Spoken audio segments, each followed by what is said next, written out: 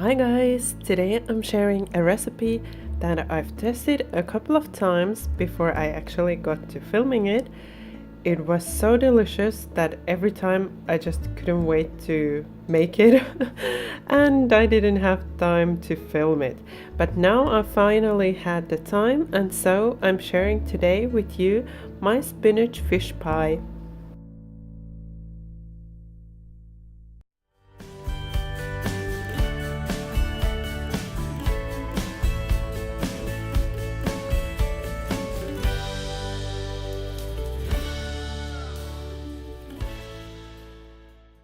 So we are starting with the potatoes. You want to peel and cut your potatoes and salt the water very well. So salt the potatoes well at this point and boil them until they are soft. In the meantime, we are going to make the fish filling. You also want to defrost your fish before you start with the recipe and make sure it's defrosted before you start. Add a little bit of olive oil to your frying pan and fry your onions on a medium heat until they start to get golden. You can see my onions are golden already, so now I'm going to add the frozen peas and the spinach. You want to cook the frozen peas with the spinach covered on medium heat until they are defrosted. This can take about 15 minutes.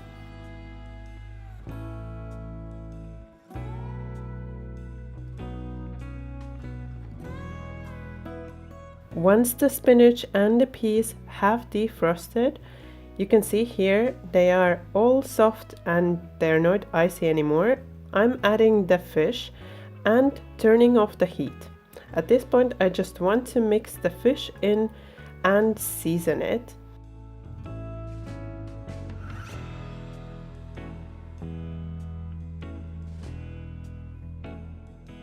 You want to season the fish with some salt, and you want to be really generous here because you want the dish to have some taste and not be bland. So add about 1 teaspoon of salt and then also season well with some black pepper. Then I'm also adding my favorite herb, so we are adding some dry thyme and giving it a mix so that our seasoning is not in just one spot.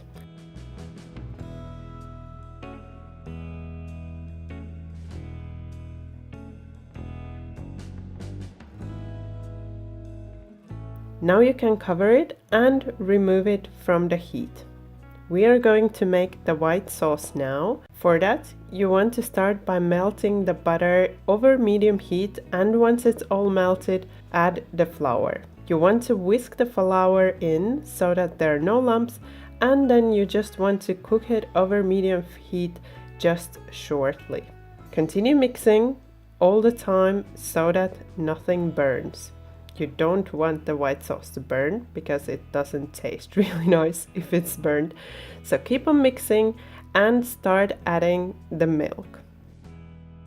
We are still cooking it over medium heat. If you turn it on to high heat, then the risk of burning gets also higher. So keep it on medium heat and keep whisking.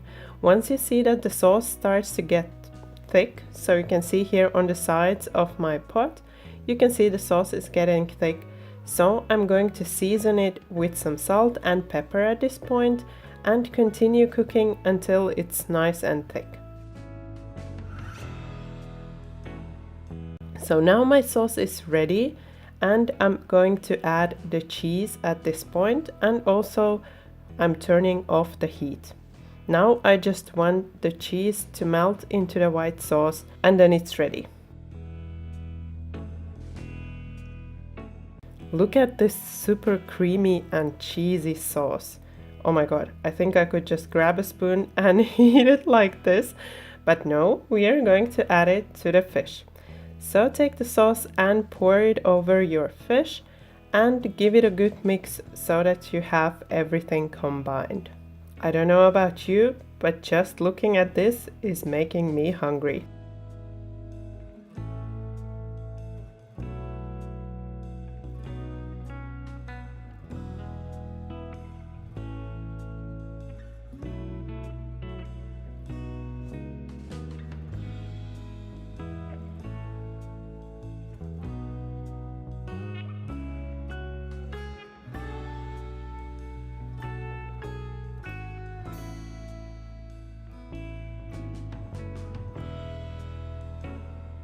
Once you have combined the white sauce with the fish and the spinach, remove it from heat and leave aside.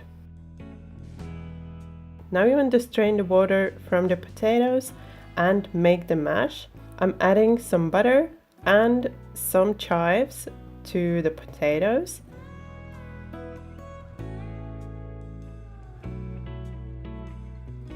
And also I'm seasoning with some salt and pepper. You want to season each separate part of the dish because then you will make sure that the dish has been seasoned well and it doesn't taste blunt. Then just mix and allow the butter to melt, and then you can start mashing the potato.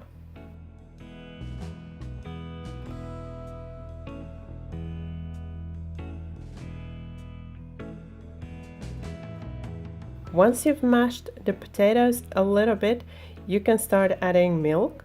I never measure the milk that I add, I just add it until I get a really nice and soft mashed potato.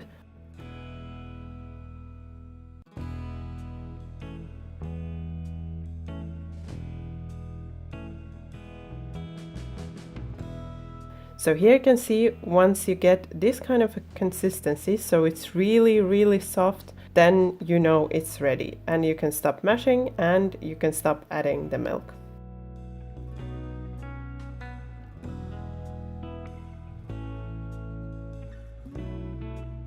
Now grab an oven-proof casserole dish, pour in your filling, and then you can start covering the filling with the mashed potato.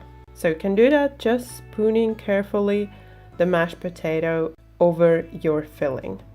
You want to portion it so that you have the whole surface covered. So just add about a big tablespoon at a time so you have the whole surface covered. And once you've added all of the mashed potato, you can start smoothing it out with a fork. I'm using a fork because I really like the texture that it leaves on top of the fish pie.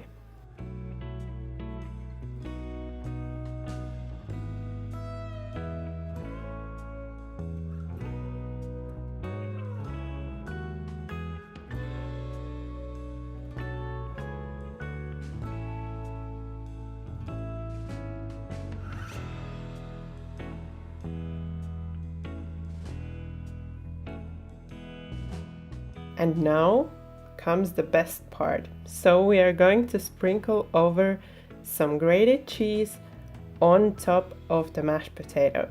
This gives a really nice crunchy cheesy crust to the fish pie. So don't skip this. Add some mozzarella on top and then a little bit of parmesan.